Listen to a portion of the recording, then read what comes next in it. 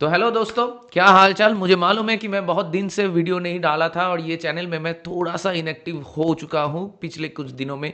अगर मैं बात करूँ तो मैं लाइव स्ट्रीमिंग भी नहीं कर पा रहा हूँ। वो इसलिए कि मैं थोड़ा सा ब्रेक भी लिया था और उसी के साथ ऑफिस में बहुत सारा काम का प्रेशर भी है, तो इसलिए ज़्यादा वक्त नहीं मिल रहा था। लेकिन from today onwards I will try to make a video at least once in a day, और उसी के साथ वीकेंड्स में जब मैच होगा तो उस पर live streaming, live watch along जो जैसा मैं करता था वो मैं फिर से शुरू करने वाला हूँ। लेकिन प्रॉब्लम ये है कि मैं वीडियो नहीं डाल रहा हूँ और दूसरी तरफ लोग अनसब्सक्राइब कर रहे हैं चैनल को। तो ये मत कीजिए आप लोग, मैं वीडियो डालूंगा and I was active, I know previously, but today onwards I will try my best to be active in this channel once again. तो आज ये वीडियो में बात करेंगे मैनचेस्टर यूनाइटेड से जितने भी सारे लेटेस्ट ट्रांसफर अपडेट्स हैं और उसी के साथ जितने भी सारे अपडेट्स आया है रिगार्डिंग बेंजामिन शेस्को एंड दूसरे प्लेयर्स में, वो सारी चीज़ों को लेकर बात करेंगे ये वीडियो में। So without wasting any more time, let's start the video. देखिए, जो सबसे पहला अपडेट है वो ये कि Benjamin Sesko is out for minimum 1 month. जी हाँ, इस चीज़ का कंफर्मेशन आ चुका है।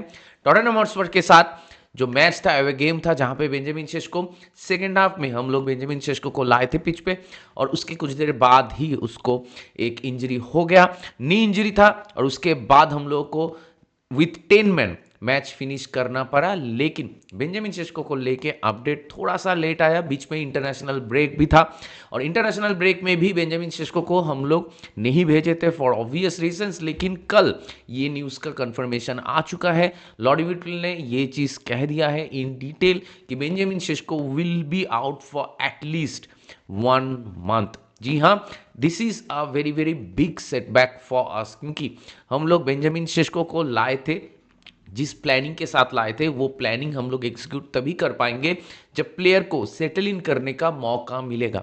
मतलब this is the first season in English Premier League which is one of the toughest league in the world. तो वहां पे दूसरे प्लेयर्स के साथ बेंजामिन शेस्को को जितना ज्यादा वक्त मिलता पिच पे, तो सेटल इन करना और भी आसान होता उसके लिए। पिछले कुछ मैचेस में उसको लेके लोगों का बहुत सारे क्वेरीज थे, बहुत सारे क्रिटिसिज्म भी थे। लेकिन आप लोगों को ये समझना होगा कि बेंजामिन शेस्को ये सीजन में पहला सीजन है उसका इंग्लिश प्रीमियर लीग में, और उसी के साथ ये सीजन में 2 गोल और 1 एसिस्ट भी उसने मारा है।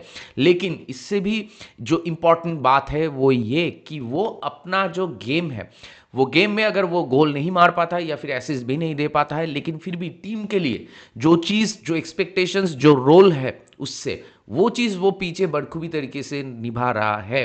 जो चीज़ हॉयलैंड से लास्ट सीजन में हम लोगों को नहीं देखने को मिला था, मतलब बिल्ड अप प्ले हो या डिफेंसिव एबिलिटी हो या फिर क्विक टर्निंग एंड पासिंग हो, जितनी भी सारे चीज़ें हैं जो एक मॉडर्न डे नंबर 9 से हम लोग एक्सपेक्ट करते हैं कि स्ट्राइकर जो है आपका वो प्रेसिंग भी करेगा, डीप डाउन आके प्ले मेकिंग में हेल्प भी करेगा, उसके साथ स्ट्राइकर के पास एक फिजिकल प्रेजेंस भी होगा ओपोनेंट के बॉक्स में, और वो बंदे का एरियल थ्रेट भी होना चाहिए। तो ये सारे चेक बॉक्स वो चेक करता है, और उसके साथ अगर आप टीम में उसका कंट्रीब्यूशन देखो तो ओवरऑल उसका कंट्रीब्यूशन बहुत ही बढ़िया रहा है टिल नाउ। लेकिन अगर पिछले कुछ मैचेस की मैं बात करूं जहां पे दोनों ही मैचेस हम लोग ड्रॉ किए हैं, दोनों ही मैचेस का रिजल्ट था आपका 2-2, एक नॉटिंघम फॉरेस्ट के साथ, एक स्पर्स के साथ, दोनों ही एवे गेम था।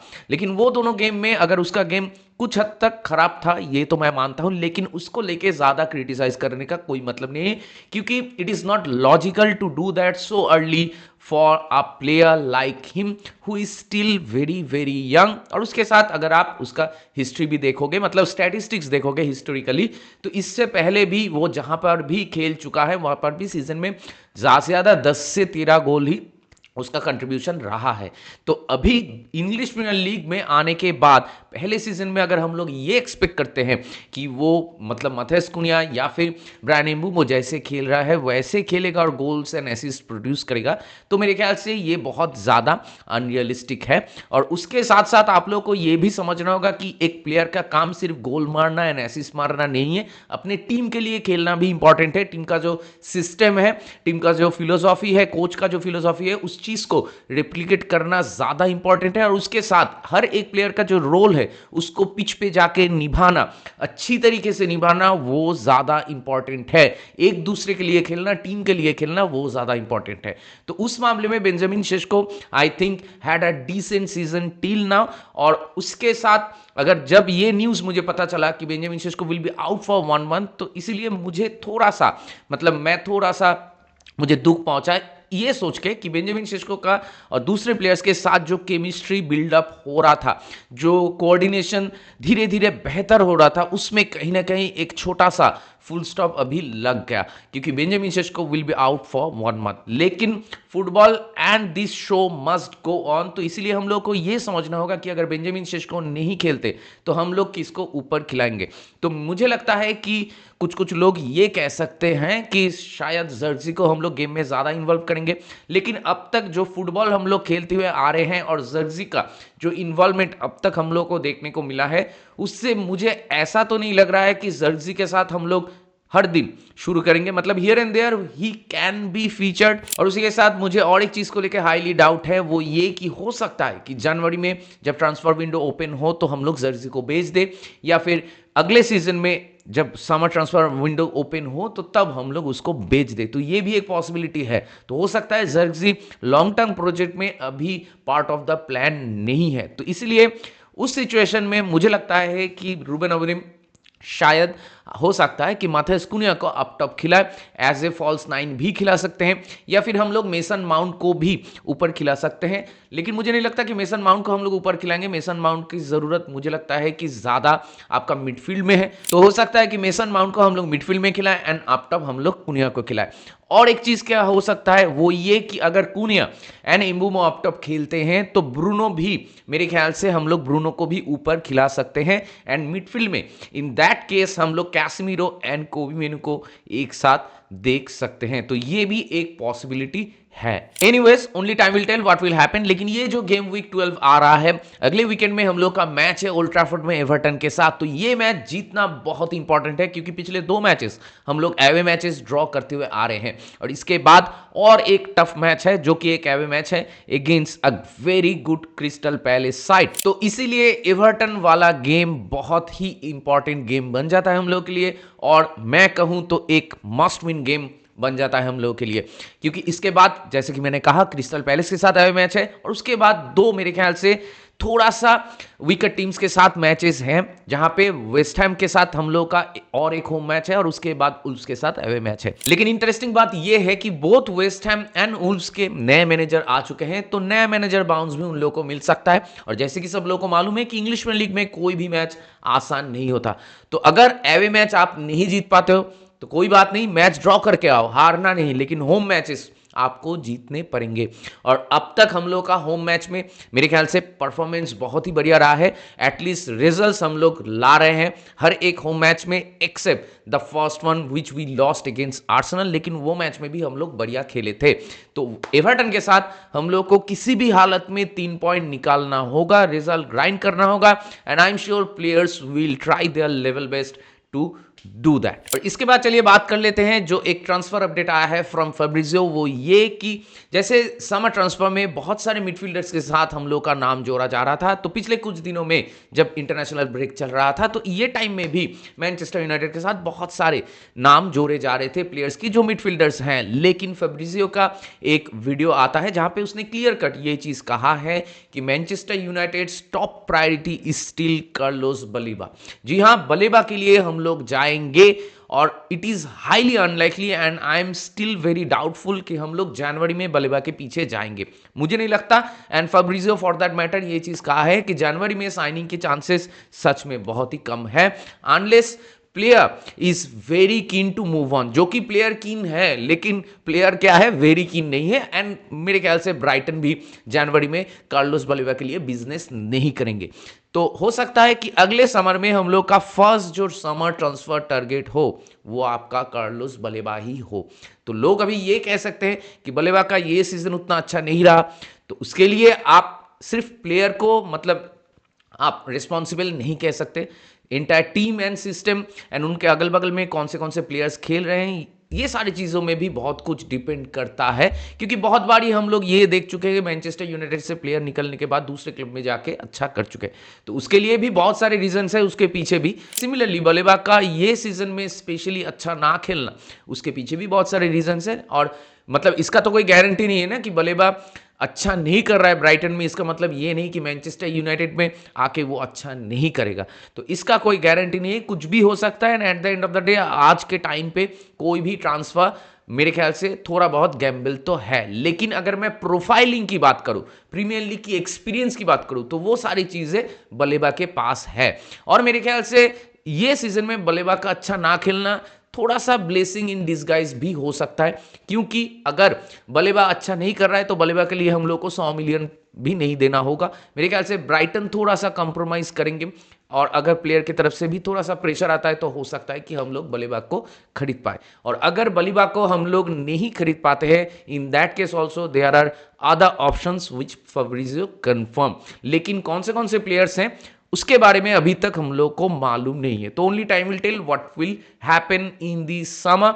और उससे पहले ये देखना होगा कि जनवरी ट्रांसफर विंडो में क्या हम लोग कोई स्टॉप गैस साइनिंग के पीछे जाएंगे या फिर कोई परमानेंट साइनिंग के पीछे जाएंगे। लेकिन परमानेंट साइनिंग के पीछे जाने के लिए वो साइनिंग का अवेलेबल होना भी जरूरी है। लेकिन एक साइनिंग अवेलेबल है जनवरी में, और उसका नाम है एंटनी सेमेनो। जी हाँ, बॉर्नमाउथ का जो सुपरस्टार अभी इस सीजन में, मतलब पिछले सीजन में भी उसका बहुत ही बढ़िया था, और ये सीजन में बॉर्नमाउथ का अगर कोई लीडिंग गोल स्कोरर है तो वो है आपका एंटनी सिमेनो। और सिमेनो का एक नया रिलीज क्लॉज ट्रिगर होने वाला है जनवरी में, लेकिन for a limited period of time. और ये चीज डेविड ऑर्नस्टीन ने भी कंफर्म किया है कि हाँ, सिमेनो का नया कॉन्ट्रैक्ट साइन के बाद एक 60 million and plus 5 million add in, मतलब आप कह सकते हो कि 65 मिलियन पाउंड्स का एक कॉन्ट्रैक्ट रिलीज क्लॉज ट्रिगर होगा इन जनवरी। तो क्या मैनचेस्टर यूनाइटेड जा सकते हैं सिमेनो के लिए? देखिए, जरूरत तो है प्लेयर्स की, क्योंकि बैकअप तो चाहिए होगा। और सिमेनो अगर आता है तो टीम में अटैकिंग वाइज हम लोग को और एक बढ़िया सी अपग्रेडेशन मिलेगा, और it will be another signing just like Bryan Mbeumo. लेकिन यहां पे दिक्कत यह है कि सिमेने के लिए आपका मैनचेस्टर सिटी भी रेस में जा सकता है, लिवरपूल भी जा सकता है, और उसके साथ स्पर्स भी जा सकता है, क्योंकि ऐसे रिपोर्ट्स भी आ रहे हैं। मतलब रिपोर्ट्स की क्रेडिबिलिटी को लेकर आप लोग सवाल कर सकते हैं, क्योंकि all are tier 3 and tier 4 sources. कोई भी टीयर 1 सोर्सेस ने अभी तक इस चीज को लेके कुछ नहीं कहा कि ऑफिशियली ये क्लब जा रहा है। Only time will tell. लेकिन मेरा पॉइंट ये है कि मैं अगर सेमेनो के पीछे हम लोग जाते हैं तो आई कैन अंडरस्टैंड, लेकिन ये मोमेंट ऑफ टाइम में मेरे ख्याल से सेमेनो और एक अटैकिंग प्लेयर प्रायोरिटी नहीं होना चाहिए, उससे ज्यादा प्रायोरिटी होना चाहिए मिडफील्डर। और मेरे ख्याल से एक नहीं, दो मिडफील्डर, मतलब एक जो कि सीडीएम पोजीशन में खेल सके, और दूसरा जो कि एक बॉक्स टू बॉक्स मिडफील्डर हो, जो कि इंजन की तरह खेल सकता है, with that kind of energy, with that kind of physicality to match the pace in English Premier League. और उसी के साथ left wing back, right wing back भी हम लोग को चाहिए होगा फॉर द लॉन्ग रन, और उसी के साथ सेंटर बैक भी चाहिए होगा हम लोग को। तो ये सारे पोजीशंस मेरे ख्याल से ज्यादा प्रायोरिटाइज करना चाहिए in Manchester United then an attacker. क्योंकि अभी लास्ट सीजन में अगर आप देखो, लास्ट सीजन में, उससे पहले वाले सीजन में हम लोग का बहुत ही यंग अटैकिंग फोर्स था। मतलब अटैकिंग लाइनअप पे जितने भी सारे प्लेयर्स खेलते थे, बहुत सारे प्लेयर्स, मतलब सभी प्लेयर्स यंग थे, और उसके साथ उन प्लेयर्स की मतलब on end of the pitch बहुत सारे इश्यूज भी रहा है। तो इसीलिए टेनहैग के अंडर भी हम लोग स्ट्रगल करते थे, और रूबेन अमोरिम जब आए थे पिछले सीजन में, तो उस वक्त भी हम लोग स्ट्रगल कर रहे थे in front of the goal. लेकिन ये सीजन में कुनिया, ब्रायन एम्बूमो, शेष्को, ये सारे प्लेयर्स को खरीदने के बाद अभी तक हम लोग 11 मैचेस में 19 गोल मार चुके हैं। तो कुछ हद तक वो सिचुएशन ठीक हो चुका है। अभी टीम में जो चीज की सबसे ज्यादा जरूरत है वो है कि मिडफील्ड, और उसके साथ defence and wing backs, full backs, ये सारे पोजीशंस को अगर आप स्ट्रेंथन करते हो तो मैच में अगर आप 1 या 2 गोल भी मारते हो तो आपके पास प्लेयर्स होंगे to back it up, to manage the game, to grind the results. और यही मेरे ख्याल से इंपॉर्टेंट है, और उससे ही आपका कंसिस्टेंसी आएगा। तो इसीलिए अगर सिमेनो के पीछे हम लोग जाते हैं तो आई कैन अंडरस्टैंड, लेकिन मैं अगर मेरा पर्सनल ओपिनियन दूं तो I need midfielders before an attacker, I need centre backs, I need full backs before an attacker. तो जितने भी सारे अपडेट्स थे वो सारे अपडेट्स में मैंने बात कर लिया, और जितने भी सारे पॉइंट्स में मैंने बात किए वो सारे पॉइंट्स को लेकर आप लोग का क्या मानना है, आप लोग का क्या राय है, please do let me know in the comment section. तो दैट बीइंग सेड, इस वीडियो को चलिए यहीं पर अप करते हैं। अगर आप मेरे चैनल में नए हो तो मुझे जरूर सब्सक्राइब कीजिए, इस वीडियो को लाइक कीजिए और शेयर कीजिए अपने दोस्तों के बीच, अपने जान पहचान वालों के बीच, मैनचेस्टर यूनाइटेड फैंस के बीच जिनको ऐसे वीडियोस देखना पसंद है। तो बहुत जल्दी मिलेंगे अगले वाले वीडियो में, तब तक ख्याल रखिए अपना, take care, goodbye, glory glory Manchester United and keep the red flag high.